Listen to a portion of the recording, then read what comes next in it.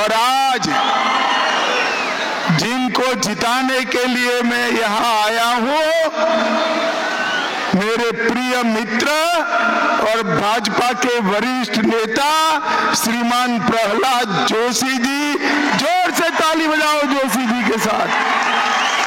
और आज इस कार्यक्रम में आए हुए प्यारे भाइयों, बहनों, माताओं और मेरे जिगर के टुकड़े जैसे युवा मित्रों, आप सभी को नमस्कार।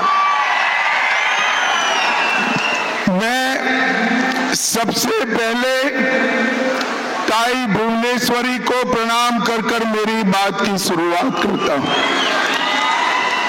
श्री सिद्धारूढ़ स्वामी, श्री मुरु सावीरा मठ, श्री मुरुग मठ और कनकदास जी महाराज को भी प्रणाम कर मेरी बात की शुरुआत करता हूं। ಪ್ರಸನ್ನ ಡಿಸೋಜಾ ಹಾಲಣಬೆ ಕೃಷಿ ಮಾಡಿ ವರ್ಷಕ್ಕೆ 3 ಲಕ್ಷ ಗಳಿಸ್ತಿದ್ದಾರೆ। ನೀವು ಕೂಡ ಅವರಿಂದ ಕಲಿಬೇಕಾ? ಅವ್ರ ಜೊತೆ ವಿಡಿಯೋ ಕಾಲ್ ನಲ್ಲಿ ಮಾತಾಡಬೇಕಾ? ಈಗಲೇ ಫ್ರೀಡಮ್ ಆಪ್ ಡೌನ್ಲೋಡ್ ಮಾಡಿ। मैं जब यहाँ आया हूं तब कित्तूर रानी चेन्नम्मा और संगोली रायना को भी मनपूर्वक श्रद्धांजलि देकर मेरी बात की शुरुआत। भाई और बहनों, धारवाड़ हमारे भारत के शास्त्रीय संगीत ज्ञानपीठ की एक बहुत बड़ी राजधानी है। सवाई गंधर्व भीमसेन जोशी को मनपूर्वक याद कर मैं अपनी बात की शुरुआत करना चाहता हूं। भाई और बहनों, ये चुनाव जो 2024 का है, ऐतिहासिक चुनाव में 2 खेमे पड़ चुके हैं। एक और 12 लाख करोड़ के घपले, घोटाले, भ्रष्टाचार, करप्शन करने वाली कांग्रेस पार्टी है और दूसरी ओर 23 साल तक मुख्यमंत्री, प्रधानमंत्री रहने के बाद भी जिन पर 25 पैसे का आरोप नहीं लगा, ऐसे हमारे नरेंद्र मोदी है। एक और गर्मी बढ़ते ही विदेश जाकर वैकेशन करने वाले भाई बहन है। पहचानते हो ना भाई? अरे पहचान तो है, नहीं पहचानते हो? पक्का पहचानते हो ना?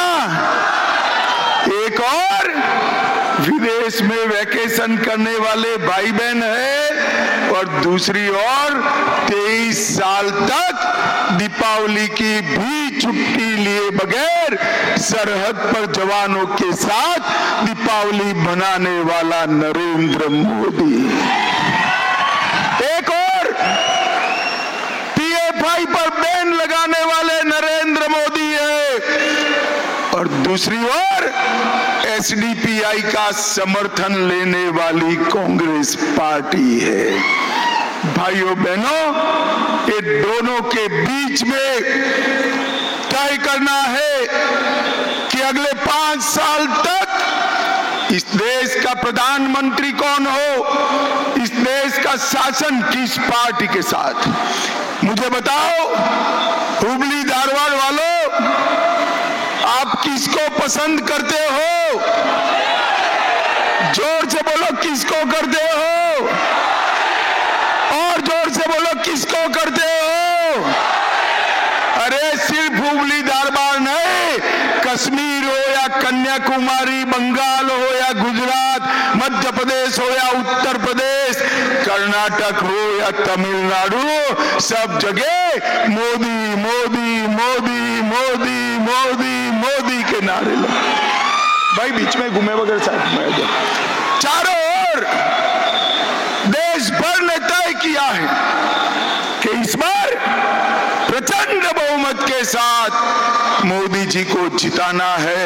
और मैं आज यहाँ प्रहलाद भाई को जिताने के लिए अपील करने नहीं आया हूँ। हुबली दरबार वालों, प्रहलाद जी को इतने वोट से जिताइए कि अगली बार प्रहलाद के सामने कोई पर्चा डालने की हिम्मत न करे। ये प्रहलाद भाई ने ही तिरंगे के लिए इसी भूमि पर से आंदोलन छेड़ा था और प्रहलाद भाई के आंदोलन से शुरू हुई तिरंगे के सम्मान की यात्रा आज मोदी जी ने कश्मीर के लाल चौक के अंदर भी तिरंगा फहराया।